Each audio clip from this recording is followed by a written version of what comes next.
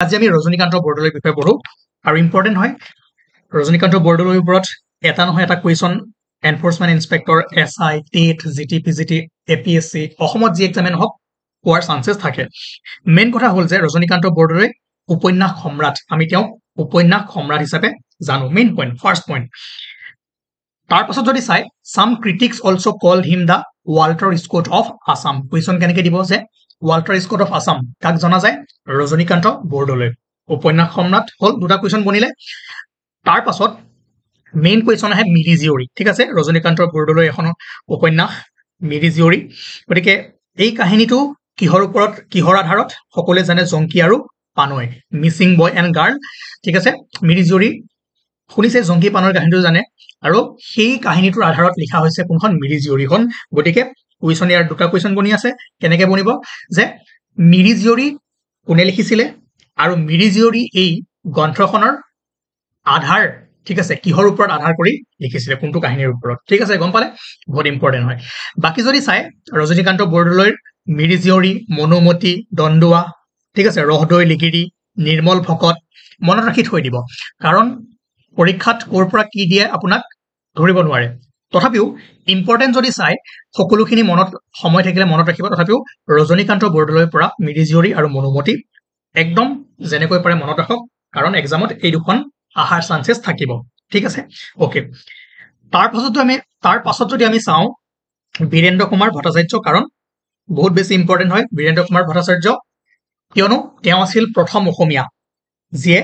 জ্ঞানপীঠ বঁটা পাইছিলে ঠিক আছে আৰু যিটো ভাৰতৰ সৰ্বোচ্চ বঁটা য'ত সাহিত্যত দিয়া হয় ঠিক আছে সাহিত্য জগতত দিয়া ভাৰতৰ সৰ্বোচ্চ বঁটা কোনটো জ্ঞানপীঠ বঁটা আৰু এই জ্ঞানপীঠ বঁটা বিজয়ী প্ৰথমগৰাকী অসমীয়া কোন আছিলে বীৰেন্দ্ৰ কুমাৰ ভট্টাচাৰ্য ঠিক আছে গতিকে তেওঁ বহুত ইম্পৰ্টেন্ট হৈ পৰে আপোনালোকে প্ৰিভিয়াছ ইয়াৰ যিকোনো পেপাৰে উঠাই নাচাওক কিয় বীৰেন্দ্ৰ কুমাৰ ভট্টাচাৰ্যৰ পৰা কুৱেশ্যন এটা আপোনালোকে পাবই লক্ষ্মীনাথ বেজবৰুৱাৰ পৰা এটা আহে ঠিক আছে গতিকে আমাৰ সিৰিজটো যিমানবোৰ ইম্পৰ্টেন্ট কপি আছে যিমানবোৰ ইম্পৰ্টেন্ট পাৰ্চনেলিটিজ আছে সকলোবোৰ আমি কভাৰ কৰি আহি আছো সেইকাৰণে আগৰ ক্লাছবোৰ চাব ভালদৰে তেতিয়া ভালদৰে বুজি পাব ওকে তাৰ পাছত যদি চাই বীৰেন্দ্ৰ কুমাৰ ভট্টাচাৰ্যৰ দুখন গ্ৰন্থ মনত ৰাখিব ইয়াৰুইংগম আৰু মৃত্যুঞ্জয় ঠিক আছে ইয়াৰুইংগম আৰু মৃত্যুঞ্জয় এই দুখন মনত ৰাখিব মই ইংৰাজীতে দেখাই দিছো বাকি অসমীয়া ইংৰাজী দুয়োটাই পাই যাব আৰু ইয়াৰুইংগমখনৰ কাৰণে বীৰেন্দ্ৰ কুমাৰ ভট্টাচাৰ্যই কি পাইছিলে সাহিত্য একাডেমী বঁটা ভুল নকৰিব যিটো বস্তু ভুল হ'ব পাৰে সেইটো মই বাৰে বাৰে কৈ যাওঁ ইয়াৰুইংগমৰ কাৰণে বীৰেন্দ্ৰ কুমাৰ ভট্টাচাৰ্যই পাইছিলে সাহিত্য একাডেমী বঁটা আৰু মৃত্যুঞ্জয় এইখন গ্ৰন্থৰ কাৰণে পাইছিলে জ্ঞানপীঠ এৱাৰ্ড ঠিক আছে জ্ঞানপীঠ বঁটা কোনখনৰ কাৰণে মৃত্যুঞ্জয় আৰু সাহিত্য একাডেমী বঁটা ইয়াৰুইংগম ঠিক আছে আৰু দুখন মনত ৰাখিব কোনে লিখিছিল বীৰেন্দ্ৰ কুমাৰ ভট্টাচাৰ্য কুৱেশ্যন যিকোনো ধৰণে কৰিব পাৰে ঠিক আছে আৰু যদি চাই ইয়াত ধুনীয়াকৈ বস্তুটো লিখা আছে তেওঁ আৰু যদি নভেলছবোৰ চাই আই ঠিক আছে চতুৰংগা ডাইনী চিনাকি চুটি ইয়াৰুইংগম মৃত্যুঞ্জয় কবৰ আৰু ফুল তাৰপিছত বহুখিনি আছে আপোনালোকে মনত ৰাখিলেও ৰাখিব নাৰাখিলেও কথা নাই তথাপি পঢ়ি থৈ দিব যাতে এক্সামত চকুত পৰিলে গম পাই যে আচ্ছা এইখন গ্ৰন্থ বীৰেন্দ্ৰ কুমাৰ ভট্টাচাৰ্যৰে আছিলে কিন্তু ইম্পৰ্টেন্ট কোন দুখন ইয়াৰুইংগম আৰু মৃত্যুঞ্জয় কুৱেশ্যন ইয়াৰ ভিতৰতে আহি থাকিব ঠিক আছে আৰু শ্বৰ্ট ষ্টৰীৰ ভিতৰত যদি চাই কলং আজিও বৈ ঠিক আছে সাতখৰি চাব পাৰে এই দুখনৰ পৰা দিব পাৰে যে সাতখৰি শ্বৰ্ট ষ্টৰীখন কোনে লিখিছিলে সেইকাৰণে যিখিনি আহিব পাৰে মই দি থৈছো বাকী আপোনালোকৰ নিজৰ ওপৰত কথা কিমানখিনি মনত ৰাখে কিমানখিনি মনত নাৰাখে ওকে আৰু আমি নেক্সট যদি আজি আমি চাওঁ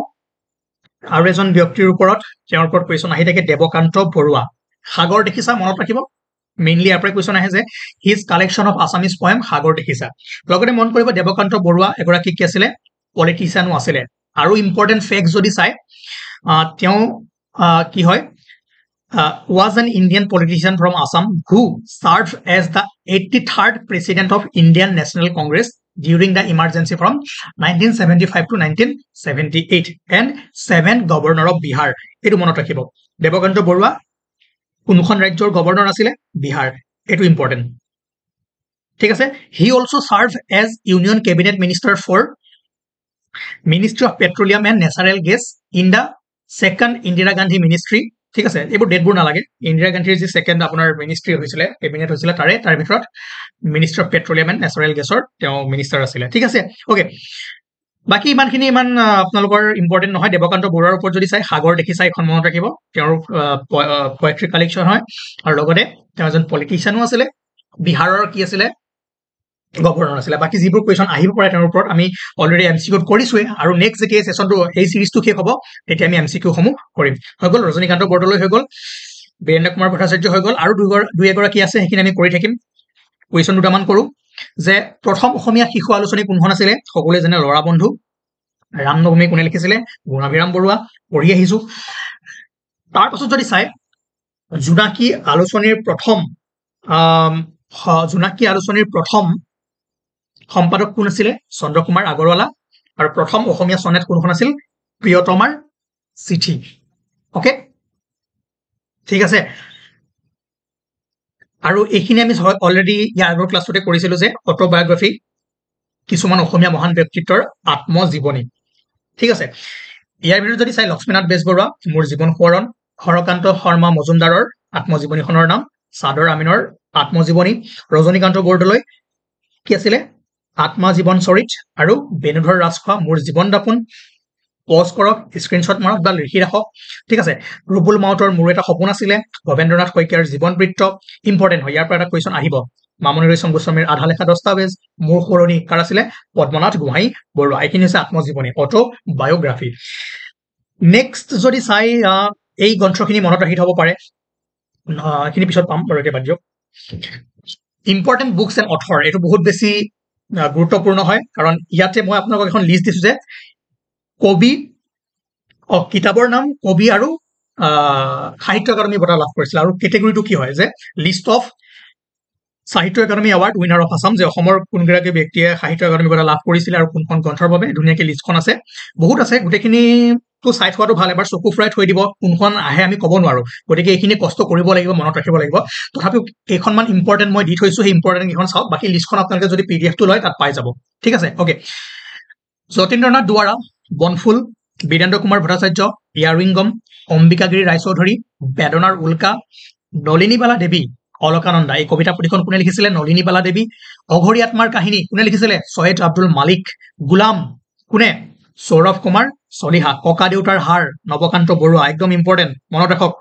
ঠিক আছে শৃংখল ভৱেন্দ্ৰনাথ শইকীয়া ইম্পৰ্টেণ্ট বকুল বনৰ কবিতা আনন্দ চন্দ্ৰ আগৰৱালা পিতা পুত্ৰ হোমেন বৰগোহাঁই ইম্পৰ্টেণ্ট ঠিক আছে এইখিনি অথৰ এইখিনি বুক ওকে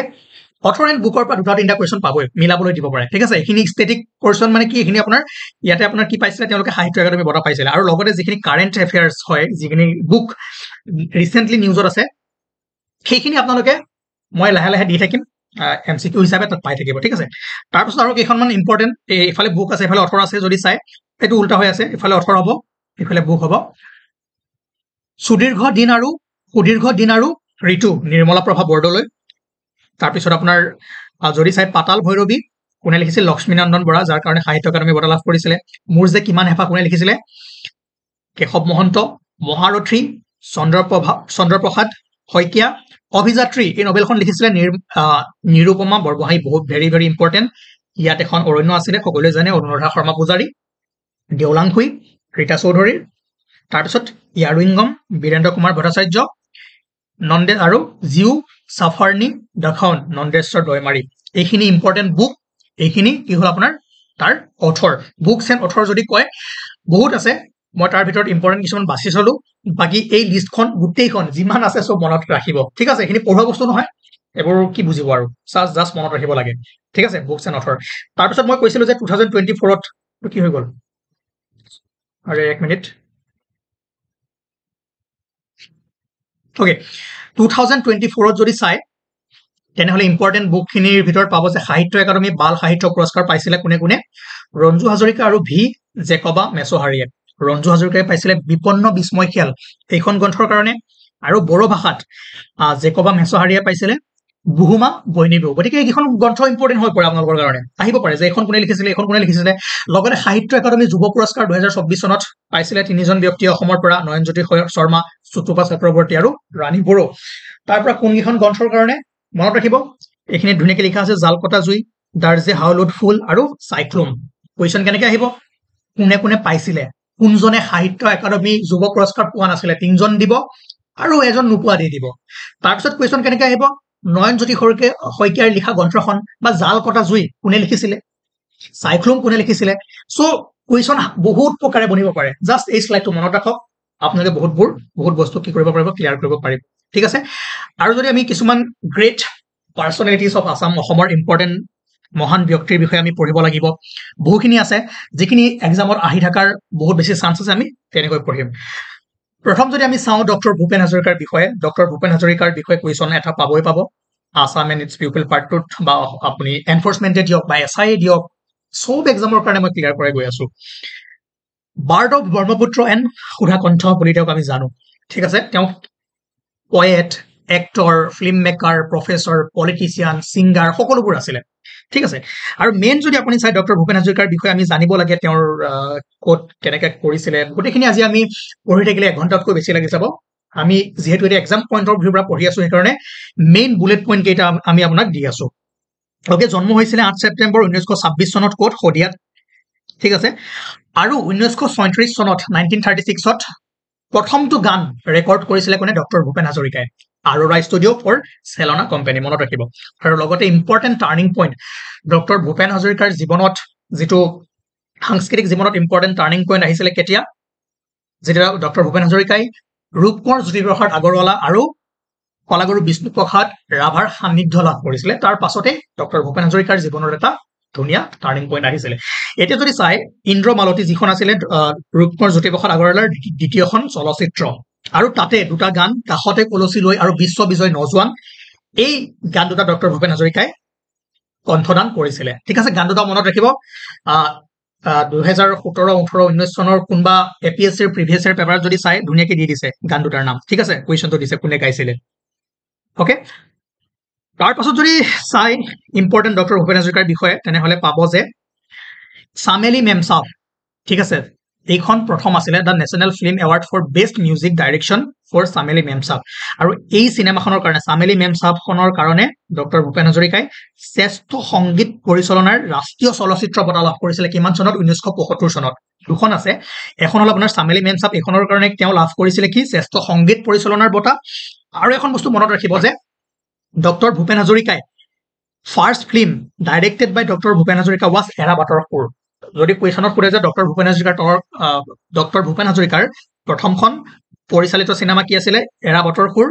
আৰু কোনখনৰ বাবে ৰাষ্ট্ৰীয় বঁটা পাইছিলে চামেলি মেমচাব ভুল ইয়াতে কৰে যিবোৰ বস্তু ভুল কৰে মই কৈ গৈছো আজিয়ে ভুল কৰক আজিৰ পৰা ভুল নকৰিব ঠিক আছে আৰু এটা মন কৰিব নাওবৈচা সমষ্টিৰ পৰা তেওঁ 1967 চনত as a member of legislative assembly হিচাপেও তেওঁ কি হৈছিলে চিলেক্ট হৈছিলে সমষ্টিটো মনত ৰাখিব নাওবৈচা ওকে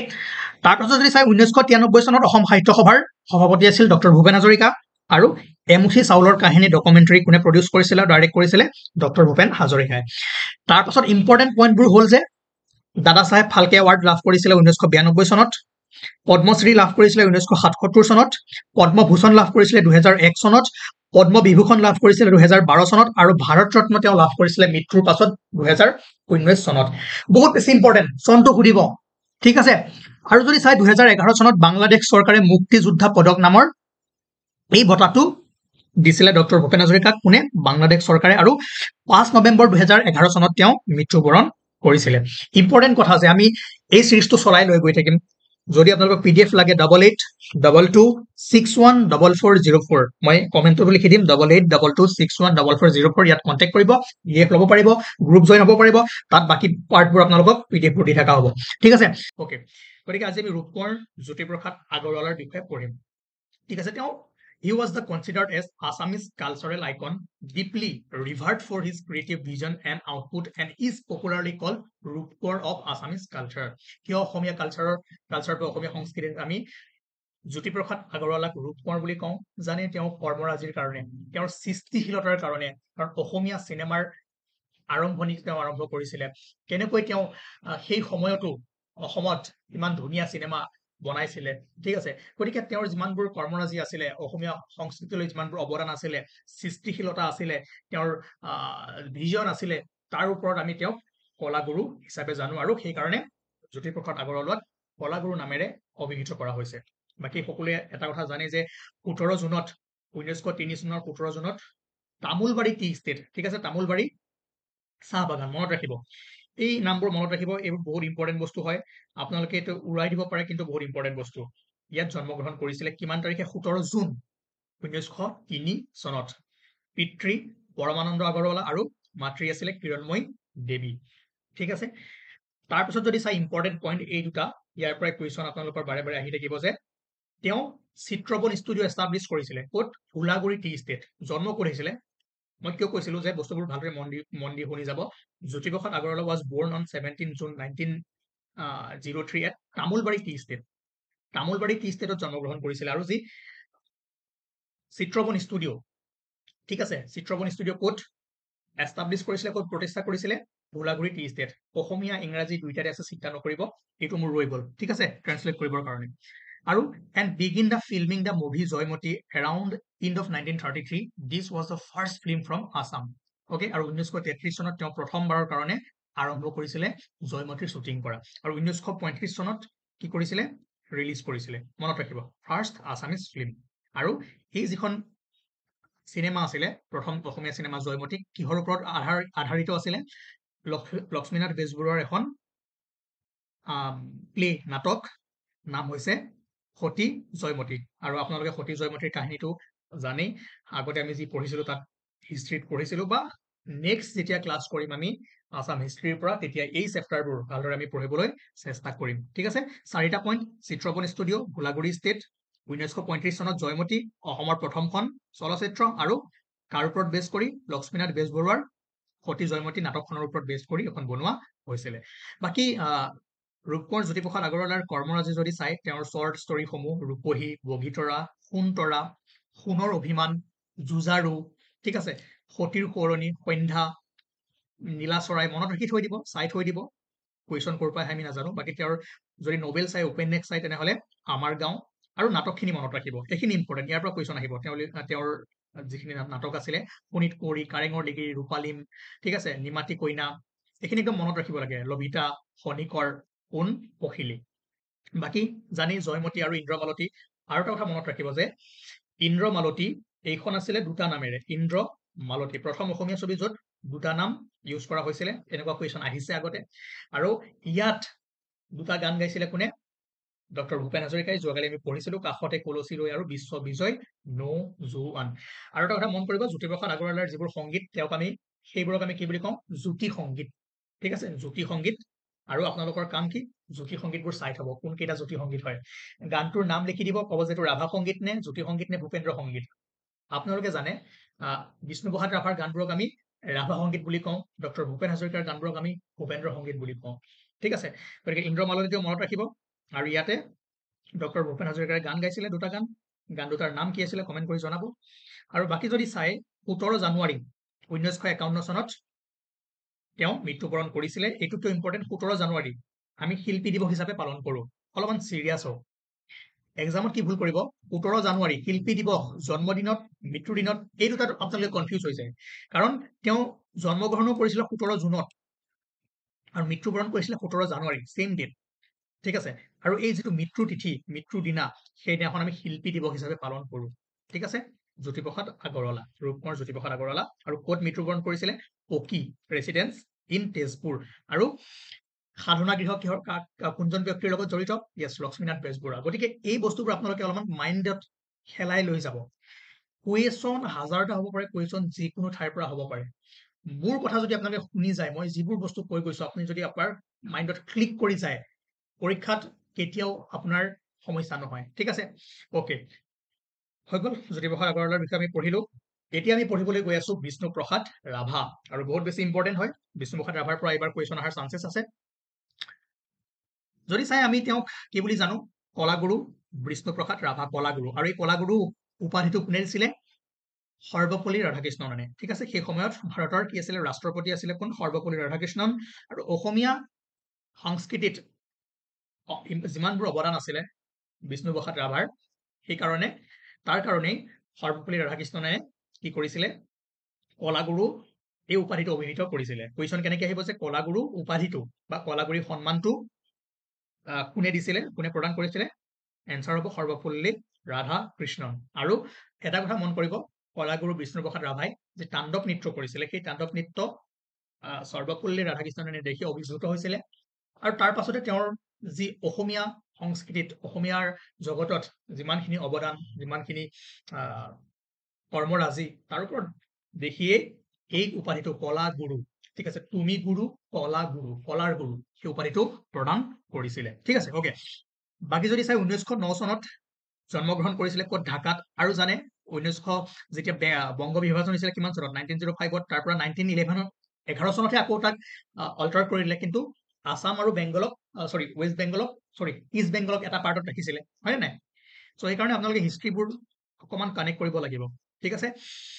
বাকী যদি চাই হি এক্টেড ইন সিৰাজ এণ্ড এৰাবাটৰ সুৰ সিৰাজ আৰু এৰাবাটৰ সুৰ এই দুখন চিনেমাত তেওঁ অভিনয় কৰিছিলে মনত ৰাখিব ইম্পৰ্টেণ্ট পইণ্ট হয় আৰু তেওঁৰ যদি লিটাৰেচাৰী ক্ৰিয়েশ্যন চাই সাহিত্যৰ তেওঁৰ সাহিত্য সৃষ্টি আছিল সোণপাহি মিচিং কানেং ইত্যাদি এইবোৰ নামবোৰ মনত ৰাখি থৈ দিব বাকী এইটো মই কৈছিলো হি সংছ আৰ লেভেল টেষ্ট ৰাভা সংগীত বুলি কোৱা হয় তেওঁৰ গানবোৰক আৰু 1969 চনত মৃত্যুবৰণ কৰিছিলে he died in 1969 okay important নহয় মৃত্যুৰ দিনবোৰ কিন্তু ইম্পৰ্টেণ্ট কেনেকুৱা বস্তু তেওঁৰ গানবোৰক ৰাভা সংগীত বুলি কোৱা হয় আৰু ৰাভা সংগীত গোটেই যিমানবোৰ আছে ইম্পৰ্টেণ্ট মেইন গানবোৰ চাই থওক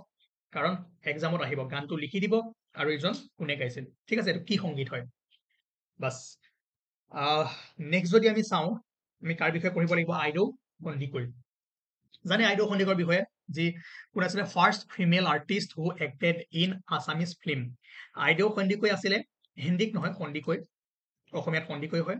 অসমীয়া ছবিত অভিনয় কৰা প্ৰথম গৰাকী মহিলা ক'ত কৰি থৈছিলে জয়মতীত অলৰেডি আমি পঢ়ি আহিছিলো হয়নে নাই আৰু সেই সময়ত কি আছিলে যে আপোনালোকে জানে সেই সময়ত সমাজৰ কথা যেতিয়া আমি হিষ্ট্ৰী পঢ়িছিলো মহিলাসকলৰ ষ্টেটাছটো কি আছিলে আৰু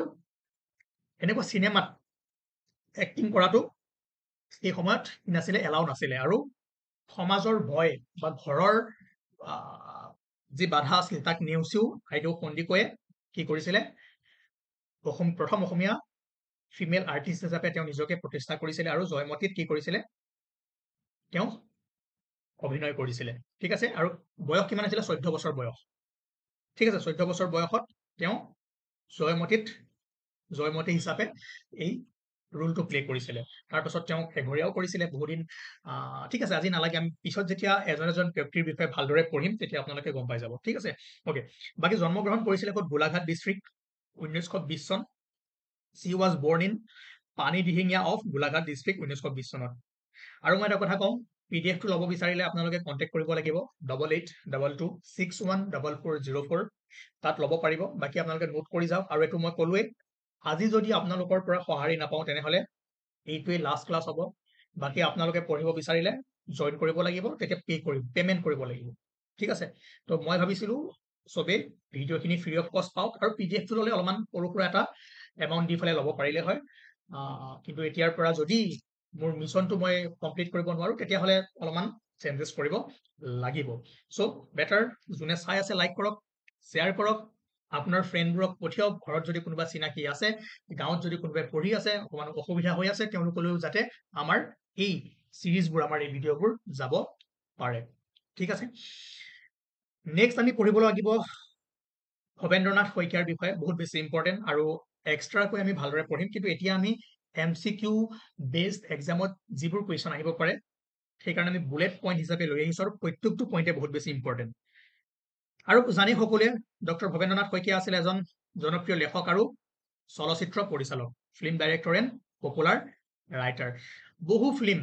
তেওঁ ডাইৰেক্ট কৰিছিলে পৰিচালনা কৰিছিলে তাৰে ভিতৰত ইম্পৰ্টেণ্টবোৰ হৈছে আপোনাৰ অনিৰ্বাণ অগ্নিস্নান কোলাহল সাৰথি ইতিহাস এইখিনি মনত ৰাখিব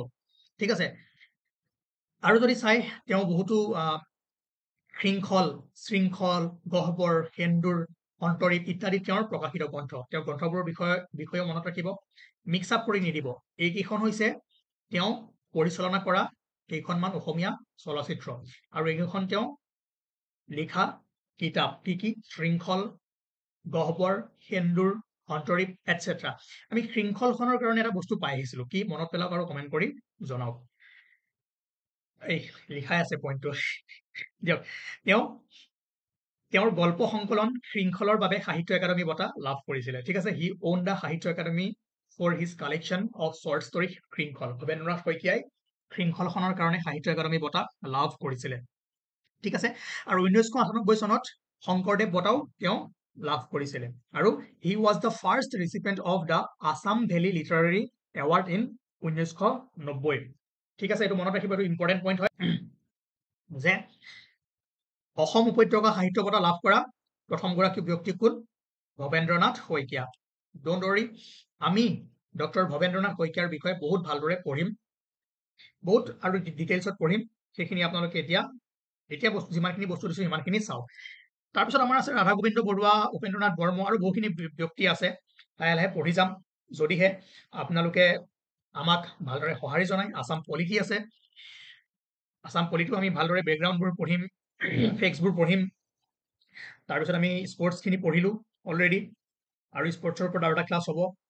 দেন আমি হিষ্ট্ৰীলৈ যাম এমচিকিউজ কৰিম আহোম কিংডমলৈ যাম দেন আমি কালচাৰলৈ যাম আছে বহুখিনি বস্তু আছে আৰু যিমানখিনি ষ্টেটিক বস্তু আছে সিমানখিনি শেষ কৰিবলৈ ট্ৰাই কৰিম আৰু এটা ইম্পৰ্টেণ্ট কথা ক'ব ওলাইছো যে আমাৰ এই পাৰ্টটো কৰিছো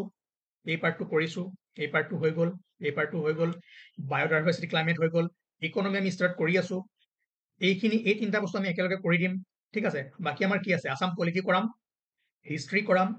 ট্ৰাইবছখিনি কৰাম কালচাৰো একেলগে ট্ৰাইবছ আৰু কালচাৰ একেলগে আহিব বাকী মিউজিকেল ইনষ্ট্ৰুমেণ্ট আছামিজ ফিল্ম আৰু ছং এইখিনি অলৰেডি যিবোৰ মাজে মাজে কৈ গৈ আছো তাৰ পৰা অলপ চাই গৈ থাকক আৰু কাৰেণ্ট এফেয়াৰ্ছখিনি গ্ৰুপত আমি যিটো হোৱাটছআপ গ্ৰুপ আছে তাত মাজে মাজে পিডিএফ বনাই আছো তাত দি যাম এমচিকিউ আকাৰত দি যাম সেইকাৰণে আপোনালোকে গ্ৰুপ জইন কৰিব হ'লে পিডিএফটো ল'ব লাগিব পিডিএফটো ল'লে গ্ৰুপ জইন কৰিব পাৰিব বিকজ যিহেতু তেওঁলোকে এটা এমাউণ্ট দি ফালে পিডিএফটো লৈছে অলপ হ'লেতো স্পেচিয়েল কিবা এটা দিব লাগিব ঠিক আছে বাকী ইয়াত কৰালে আপোনালোকে নোট কৰি যাব সেইখিনি কষ্ট কৰিলে নিজৰ কাৰণে ভাল যদি চাই ৰাধা গোবিন্দ বৰুৱা বা আৰ জি বৰুৱা আমি তেওঁক okay lion man of Assam বুলি কওঁ ঠিক আছে called as the lion man of Assam ঠিক আছে okay he establish the Assam Tribune a premier newspaper group of North East ঠিক আছে সকলোৱে জানে সকলোৰে কমন আসাম ট্ৰিবিউন আমি কাৰেণ্ট এফেয়াৰ্ছৰ কাৰণে পঢ়ো বা যিয়ে নপঢ়ো আৰু এষ্টাব্লিছ কোনে কৰিছিলে ৰাধা গোবিন্দ বৰুৱাই মনত ৰাখিব সিংহ পুৰুষ বুলি কোৱা হয় সিংহ মানুহ ঠিক আছে কাক Radha Gobinda Baruah okay he serve as the first mayor of Guwahati municipal corporation যে গুৱাহাটী পৌৰসভাৰ পৌৰ নিগমৰ প্ৰথম মেয়ৰ কোন আছিলে ৰাধা গোবিন্দ বৰুৱা মনত ৰাখিব ঠিক আছে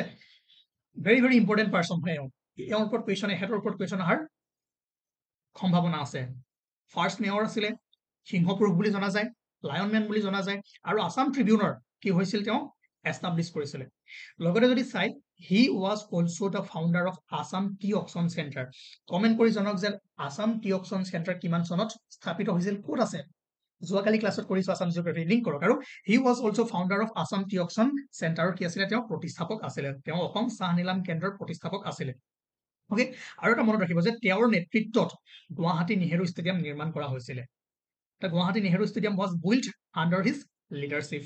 আৰু 1977 চনত তেওঁ মৃত্যুবৰণ কৰে চ' জন্ম মৃত্যুৰ তাৰিখটো ইমান ইম্পৰ্টেণ্ট নহ'লো এই যি 5টা পইণ্ট দিছো ঠিক আছে এই 5টা পইণ্ট মনত ৰাখক ইয়াৰ পৰা এমচিকিউ কুৱেশ্যন আহিব পাৰে ওকে আমি ৰাধা গোবিন্দ বৰুৱাৰ বিষয়ে পঢ়িলো তাৰপিছত যদি চাওঁ আৰু ইম্পৰ্টেণ্ট ব্যক্তি আছে আমাৰ উপেন্দ্ৰনাথ বৰ্ম আৰু বিৰুবালা ৰাভা ঠিক আছে উপেন্দ্ৰনাথ বৰ্ম আমি সকলোৱে কি জানো Bodofa Upendranath Brahma father of the Bodo তাৰ অৰ্থ হৈছে ফাদাৰ অফ দ্য বড়ো বা বড়োফা উপেন্দ্ৰনাথ বৰ্ম মেইন যদি চাই তেওঁৰ যিটো তিথি জন্মদিন the birth anniversary of Bodofa Upendranath Brahma March 31 যাক অসমত ছাত্ৰ দিৱস হিচাপে কি কৰা হয় চেলিব্ৰেট কৰা হয় মনত ৰাখিব ছাত্ৰ দিৱস উপেন্দ্ৰনাথ বৰ্মৰ জন্মদিন 31 মাৰ্চ নাম্বাৰ 1 পইণ্ট মাৰ্চ 31 কি হয় জন্মদিন হয় কি হয় ছাত্ৰ দিৱস হয় তেওঁলোকে বড়োফা উপেন্দ্ৰনাথ বৰ্ম বড়োফা মানে ফাদাৰ অফ বড়ো তেওঁৰ বিষয়ে বিতংকৈ মই ক'লো নেক্সট উইকৰ পৰা এটা চিৰিজ আৰম্ভ কৰিম তাত আমি এজন পাৰ্চন ল'ম আৰু সেই ক্লাছটো সেই পাৰ্চনজনৰ ওপৰতে ডেডিকেটেড কৰি আমি ভালদৰে পঢ়িম এতিয়া জাষ্ট পইণ্টবোৰ মনত ৰাখি যাওক ওকে ঠিক আছে তাৰপিছত হৈছে বিৰুবালা ৰাভা কুৱেশ্যন অহাৰ বহুখিনি চান্স আছে বিৰুবালা ৰাভাৰ ওপৰত জানে তেওঁ mission Birubala she ran an organization called Mission Birubala which spreads awareness against witch hunting ঠিক আছে তো মিছন বিৰুবালাৰ বিষয়ে গম পালে আৰু লগতে মনত ৰাখিব যে পদ্মশ্ৰী এৱাৰ্ড 2021 চনত তেওঁক পদ্মশ্ৰী এৱাৰ্ড কি কৰা হৈছিলে দিয়া হৈছিলে for her contribution to social work আৰু এটা মন কৰিব she was instrumental in the government of Assam passing the legislation on the prevention of and protection from witch hunting in 2015 ঠিক আছে জানি অসম চৰকাৰে যি আপোনাৰ ডাইনী হত্যাৰ ওপৰত বা ডাইনী সজাই আগতে অসমত এটা অন্ধ বিশ্বাস চলিছিলে বৰ্তমান বস্তুটো কমিছে কিন্তু সেই সময়ত এই বস্তুটো আপোনাৰ বহু চলি আছিলে আৰু আমি পিছত ভালদৰে ইয়াৰ ওপৰত ডিসকাস কৰিম আৰু তাৰ ওপৰত এটা এৱাৰনেছ কেম্পেইন চলাইছিলে বিৰুবালাই ৰাভাই বহু কষ্ট কৰিছিলে আৰু তেওঁৰ সহযোগতে অসমৰ এই বিলখন পাছ হৈছিলে এই একখন পাছ হৈছিলে অসম বিধানসভাত আৰু সেই কাৰণে সোশ্যাল ৱৰ্কৰ কাৰণে তেওঁক 2021 চনত পদ্মশ্ৰী এৱাৰ্ড লাভ কৰা হৈছিল আৰু সমাজত কেনেকুৱা ধৰণৰ অৱদান আগবঢ়াইছিলে কি কৰিছিলে ডোন্ট वरी নেক্সট উইকৰ পৰা আমাৰ লগত জড়িত থাকিব আৰু এজন ব্যক্তিৰ ওপৰত আমি ভালদৰে পঢ়ি যাম এটো KSGS ৰ গ্যাৰান্টি আৰু মই প্ৰমিস কৰিছো মই পঢ়াম ঠিক আছে ওকে তাৰ পাছত যদি চাই বিমলা প্ৰসাদ চলিহাৰ যদি চাই জন্ম হৈছিল 1910 চনত আৰু মনত ৰাখিব he was one of the longest serving chief minister of the state of Assam ঠিক আছে he became the chief minister in 1957 1957 চনত বিমলা প্ৰসাদ চলিহাই কি কৰিছিলে প্ৰথমবাৰৰ কাৰণে মুখ্যমন্ত্ৰী হিচাপে তেওঁ শপত গ্ৰহণ কৰিছিল আৰু 13 বছৰ কাল তেওঁ এজ এ চিফ মিনিষ্টাৰ হিচাপে আছিলে ঠিক আছে আৰু পদ্ম বিভূষণ 1971 চনত কি কৰা হৈছিল বিমলা প্ৰসাদ চলিহাক পদ্ম বিভূষণ বঁটাৰে সন্মানিত কৰা হৈছিল আৰু he died on 25 of February 1971 at Shillong Meghalaya আৰু বিমলা প্ৰসাদ চলিহা কিয় ইম্পৰ্টেন্ট কিয় মই এই বস্তুবোৰ আনিছো অলপ সময় ওয়েট কৰক আসাম পলিটি ৰব আসাম পলিটি আমি পঢ়িবলৈ ষ্টাৰ্ট কৰিম তাত আমি অলপমান কন্টিনিউ কৰিম ঠিক আছে বাকি ব্যক্তি কেজনৰ বিষয়ে মই অলপমান কৈ গলো এতিয়া যেনেকৈ সিংহ পুৰুষ লায়ন মেন ৰাধা গোবিন্দ বৰুৱা তেনেকৈ আমি অসমৰ কিছুমান ব্যক্তি জানো যাক আমি সৰ্বনাম কিছুমানৰ জানো বা তেওঁক আমি সন্মান দিও কিছুমান নামেৰে মাতো তে এই কোৱেশ্চনবোৰ আপোনালোকৰ আহি থাকে তাৰে ভিতৰত চাব পাৰ্বতী প্ৰসাদ বৰুৱাক আমি গীতি কবি বুলি জানো ৰঘুনাথ চৌধুৰীক আমি বিহগী কবি বুলি জানো সকলোৱে জানে ৰজনীকান্ত বৰদলৈক আমি কি বুলি জানো উপন্যাস সম্ৰাট ৰেৱতী মোহন দত্ত চৌধুৰী শিলভদ্ৰ তৰুণৰাম ফুকন দেশভক্ত তৰুণৰাম ফুকন নবীন চন্দ্ৰ বৰদলৈক আমি কি বুলি জানো কৰ্মবীৰ মনত ৰাখিব কৰ্মবীৰ নবীন চন্দ্ৰ বৰদলৈ তাৰ পিছত যদি চাই বিষ্ণুপ্ৰসাদ ৰাভাক আমি জানো কলাগুৰু আৰু এই কলাগুৰু নামটো কোনে প্ৰদান কৰিছিলে সেইটো আমি যোৱাকালিৰ ক্লাছত পঢ়িছিলো তেনেকৈ যদি চাই হেম বৰুৱা যাক আমি ত্যাগবীৰ বুলি জানো আনন্দ চন্দ্ৰ আগৰৱালাক ভাঙনি কোঁৱৰ বুলি জানো আনন্দ চন্দ্ৰ বৰুৱা বকুল বনৰ কবি আনন্দ চন্দ্ৰ আগৰৱালা আৰু বৰুৱা ভাঙনি কোঁৱৰ বকুল বনৰ কবি খেলি মেলি নকৰিব চন্দ্ৰ কুমাৰ আগৰৱালা প্ৰতিমাৰ খনিকৰ হেম বৰুৱাক আমি ত্যাগবীৰ বুলি কওঁ লোকপ্ৰিয় গোপীনাথ বৰদলৈ সকলোৰে মুখে আছে বিষ্ণুৰাম মেধি লৌহ মানৱ এই কুৱেশ্যনটো এবাৰ আহিছে ঠিক আছে কমলাকান্ত ভট্টাচাৰ্য অগ্নিকবি নলিনীবালা দেৱী অতীন্দ্ৰিয়বাদী কবি এই গ্ৰেট পাৰ্সন কেইজনক আমি এনেকুৱা এটা নামেৰেও জানো যাক আমি ছদ্মনাম বুলিও কওঁ বা তেওঁলোকক কিছুমান সন্মান দিও নাম দিয়া হৈছিলে ঠিক আছে যেনেকৈ কলাগুৰু নামটো কোনে দিছিলে কোনে অভিহিত তেওঁক সন্মানিত কৰিছিলে সেই সময়ত ভাৰতৰ প্ৰেসিডেন্ট কোন আছিল ডক্টৰ সৰ্বপল্লী ৰাধাকৃষ্ণণে ঠিক আছে গতিকে কোৱেশ্যনবোৰ কেনেকৈ আহে আপোনালোকে অলৰেডি গম পাইছে আমি এমচিকিউ কৰিম আজি 2-4টা মান তাৰ পিছত এই লিষ্টখন আছে লিষ্টখনৰ মতে চাই ল'ব কাক কি বুলি কোৱা হয় মই ইম্পৰ্টেন্ট খিনি দিলো বাকি আপোনালোকে গোটেইখিনি মনত ৰাখিব লাগিব এইবোৰ পঢ়ুৱা বস্তু নহয় আপোনালোকে নিজে এবাৰ চাই ল'ব বা পিডিএফটো ল'লে নোটছখিনি ল'লে ইয়াত পাই যাব কাক কি বুলি কোৱা হয় ঠিক আছে ওকে গতিকে আজি আমি কেইটামান কুৱেশ্যন কৰো কুৱেশ্যন কৰিলে বেছি ভালদৰে ক্লিয়াৰিটি আহিব ঠিক আছে কোনখিনি কৰো যিখিনি আমি পঢ়ি আছিলো okay Which of the following was the first Assamese novel? প্ৰথম অসমীয়া উপন্যাসখনৰ নাম কি আছিল ভানুমতি 3 নম্বৰ নে 2 নম্বৰ ক্লাছত পঢ়িছিলো আৰু which of the following was the first Assamese newspaper? প্ৰথম অসমীয়া বাতৰি কাকত কোনখন আছিল এইখন হ'ব আপোনাৰ দৈনিক বাতৰি ঠিক আছে তাৰ পাছত পিছত পঢ়িম আমি এইবোৰ পিছত পঢ়িম এইখিনিতো পঢ়ি আহিছো আমি দ পাৰ্বতীয়া অসমৰ কোন ঠাইত অৱস্থিত সকলোৱে জানে তেজপুৰ শোণিতপুৰ আৰু হু এষ্টাব্লিছ দ্য বৰপেটা সত্ৰ কোনে প্ৰতিষ্ঠা কৰিছিলে এইটো হ'ব শ্ৰী শ্ৰী মাধৱদেৱ ঠিক আছে শ্ৰী শ্ৰী মাধৱদেৱে বৰপেটা সত্ৰ প্ৰতিষ্ঠা কৰিছিলে আমি ক্লাছ নম্বৰ 1 কৰিছিলো নেকি এইখিনি বাকি উৎসৱখিনি আমাৰ যিখিনি ফেষ্টিভেল আছে যিখিনি কালচাৰ আছে সেইখিনি তেওঁলোকে ষ্টাৰ্ট কৰা নাই যেতিয়া ষ্টাৰ্ট কৰিম এই কুৱেশ্যনখিনি আপোনালোকে কৰিব পাৰিব বাকি আজি আমি কোনখিনি কৰি আছো যিখিনি অলৰেডি পঢ়ি আহিছো যিখিনি অলৰেডি আজি ক্লাছত কৰিছো তাৰ ওপৰত কেনেকুৱা কুৱেশ্যন আহিব পাৰে সেইখিনি মই দেখুৱাই আছো এইটো কুৱেশ্যন আমি পঢ়িলো যে 1823 চনত who discovered the tea plants in Assam in 1823 1823 চনত অসমত কোনে চাহ গছ আৱিষ্কাৰ কৰিছিলে ৰবাৰ্ট ব্ৰুচ হয় নাই তাৰ পাছৰ কুৱেশ্যন কেনেকুৱা আহিব এইটো একেই question in which of the following year T was discovered in Assam কোনটো বছৰত অসমত চাহ আৱিষ্কাৰ হৈছিলে 1823 চনত আমি আছাম জিঅ'গ্ৰাফিত পৰখি পঢ়িছো শৰাইঘাটৰ যুদ্ধ পঢ়া নাই এতিয়ালৈকে পঢ়িম আছাম হিষ্ট্ৰী আমি আৰম্ভ কৰিম লাহে লাহে বিশ্বসিংহ মল্লদেৱৰ বিষয়ে আপোনালোকে গম পাব ঠিক আছে বাকি আমি কালচাৰ আৰু গ্ৰেট পাৰ্চনেলিটিজ আৰু যিখিনি আমাৰ অসমৰ কি কয় খেলুৱৈসকল আছে তাৰ বিষয়ে আমি যিমানখিনি পাৰো কৰিছো বাকি আমি কুৱেশ্যনখিনি চাই কৰি আছো কাৰণ মই শ্লাইডটো ভালদৰে বনোৱা নাছিলো এইবোৰ Assam association was from in the year Assam সংস্থা কিমান বছৰত এইটো জানিব যে 1903 চনত when did Mahatma Gandhi visit Assam Mahatma গান্ধীয়ে প্ৰথম কেতিয়া অসমলৈ আহিছিলে 1921 এইবোৰ পঢ়োৱা নাই এইবোৰ পঢ়াম চিন্তা কৰিব নালাগে ভালদৰে পঢ়াম যেনেকৈ এই বস্তুখিনি গৈ আছে সেইখিনি আপোনালোকে ভালদৰে গম পাব ঠিক আছে কিন্তু ইয়াৰ ওপৰত মই কুৱেশ্যন কিছুমান বনাই আনিছিলো বস্তুটো গ'ল ক'ত মই বিচাৰি পোৱা নাই অলপ মোৰ লগত ৰখক যদি বেয়া নাপায়